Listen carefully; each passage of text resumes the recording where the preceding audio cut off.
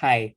Our research is about exploring the determinants of intention to purchase life insurance among millennials in Pampanga.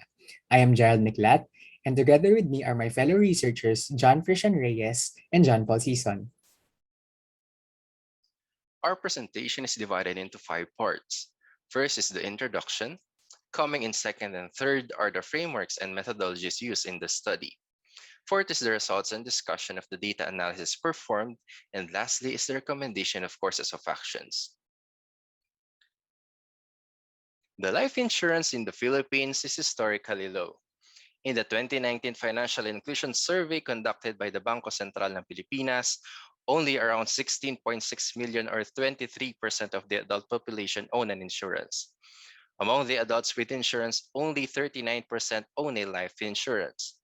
This is way below than that life insurance participation rate in countries like Singapore and Malaysia, with over 80% and 50% respectively. The BSP survey also revealed that insurance uptake is notably low among young adults aged 39 years old and below. However, there has been an increasing number of studies that show that COVID-19 pandemic has significantly changed the Filipinos' financial habits and attitude toward life insurance. This change is particularly evident among Filipino millennials. Our interest on the changing view of millennials toward life insurance is what propelled us to conduct this study. We wanted to confirm through this if the millennials have become the excellent target market for life insurance. Thus, we have set the following objectives in our research. First is to describe the attitude of Pampanga millennials toward life insurance. Second is to study the factors that influence Pampanga millennials to purchase life insurance. And lastly is to recommend courses of action to improve life insurance ownership among the millennials. We have used the theory of planned behavior by Isaac Eisen as our theoretical framework. The underlying concept under this theory is that the stronger an individual's intention to perform a particular behavior, the greater the likelihood that the individual will engage in that behavior. In the shown illustration, intention is the immediate antecedent of actual behavior. A person's intention, on the other hand, is determined by three factors. First is the attitude towards the behavior, which relates to how a person thinks or feels about the behavior. Second is subjective norm, which relates to the support given or not given by a person's social network. Lastly is the perceived behavioral control, which is the extent to which a person feels capable and has the confidence in his ability to execute the desired behavior. For our conceptual framework, we have created an adaptation of the theory of planned behavior model to understand the impact and relationship of three independent variables toward a person's purchase intention. Our hypothesis thus, our Pampanga millennials' attitude, subjective norms, and perceived behavior control positively and significantly affect their intention to purchase life insurance. The methodology. Since the primary purpose of this study is to analyze and explain the patterns of relationships between variables, we have utilized a quantitative method approach and employed descriptive and causal explanatory design techniques. In the data analysis, we have specifically used partial least squares, structural equation modeling through the software Smart PLS version 3. Meanwhile, the primary data of the study were collected through a self-administered survey questionnaire that we have developed via Google Forms. The questionnaire had 24 questions, which aimed to measure the relationship of the theory of planned behavior variables using a 5-point Likert scale. To test the reliability of the questionnaire, a pretest was performed in Jamovi software using 20 samples, and the results have shown that there is a good internal consistency among the items in the questionnaire. On the other hand, the target population of the study are millennials, or those who were born between 1981 to 1996 and are currently residing in Pampanga. Pampanga was chosen as the research locale since the high diverse population in the province make it an excellent area of research and a target market for life insurance. In choosing the respondents, we have used non-probability sampling methods and specifically purposive and snowball sampling techniques. The sample size in this study is 100, which was computed by using Slovin's formula with a 10% margin of error. The procedures performed in the data analysis are divided into two parts. First is the measurement of the reliability and validity of the model, and second is the observation of the relationship and relevancy of the constructs. To measure the reliability of the model, we have computed for the Cronbach's alpha and composite reliability of the four variables.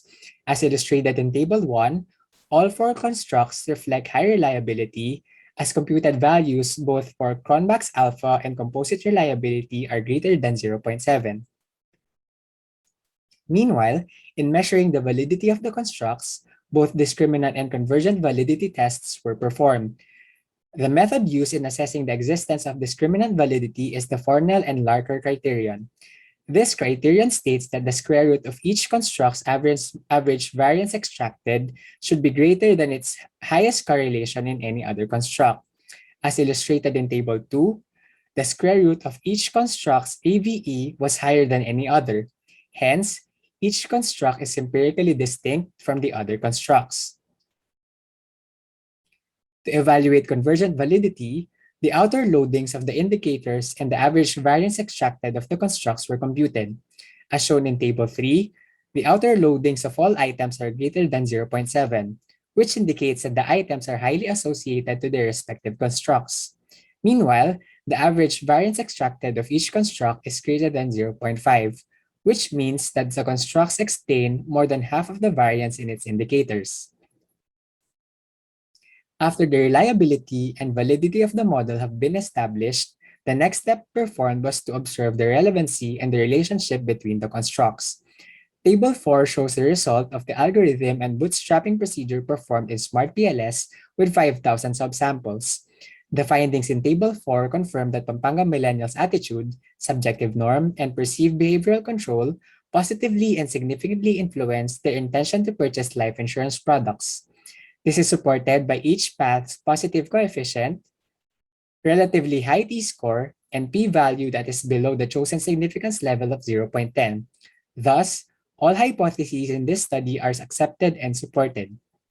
Still based on the results presented on Table 4, attitude was determined to have the most significant and positive impact on intention as this path has the greatest path coefficient and t-stat score in a p-value of 0. On the other hand, subjective norm appeared to have the least positive and significant impact on intention as it has the lowest path coefficient and t-stat score in a p-value of 0.008. It can then be concluded that even though Pampanga Millennials' social network influenced their purchase intentions, greater consideration is still given on their personal perception and knowledge on life insurance. Meanwhile, the impact of perceived behavioral control on intention was also assessed to be positive and significant. The results of the bootstrapping procedure were further supported by the computed effect size of each independent variable. The effect size, as denoted by F-square, measures the impact of each exogenous latent construct on the endogenous latent construct. As shown in Table 5, attitude and perceived behavioral control both have a moderate effect on intention, while subjective norm only had a weak effect. On the other hand, the coefficient of determination, or R-square, is a goodness of fit measure that represents the independent variable's combined effect on the dependent variable. As shown in Table 6, the computed R-square value is 0.63, which means that the combined effect of the three independent variables to intention is moderate. Finally, the cross-validated redundancy, or Q-square, measures the model's predictive relevance. As a rule of thumb, a Q-square value of greater than 0.5 is regarded as predictive model. As shown in Table 6, the model has a Q-square of 0.522, which is an indicative of a highly predictive model. Our recommendations in this study are addressed to life insurance companies and future researchers. Having a positive perception and being knowledgeable on the benefits of life insurance companies should focus their marketing and sales efforts towards the millennials. This recommendation is supported by the fact that majority of the surveyed participants assess themselves to be eligible and have the resources to purchase life insurance. Meanwhile, as attitude was determined to be the strongest driver of intention to purchase life insurance companies shall strengthen their programs that aim to inform the general market of what life insurance is and its benefits. They should also make life insurance products available to more platforms like e-commerce sites and social media, where most millennials are present and active. Meanwhile, since subjective norm was assessed to have the least impact on intention, this may be improved by incentivizing existing customers who refer insurance products to their family, friends, and colleagues. On the other hand, as no conclusion has been made as to whether positive purchase intentions will lead to actual purchasing behavior, our researchers might want to consider this topic under future research. They may also replicate or expand the study to other geographical areas.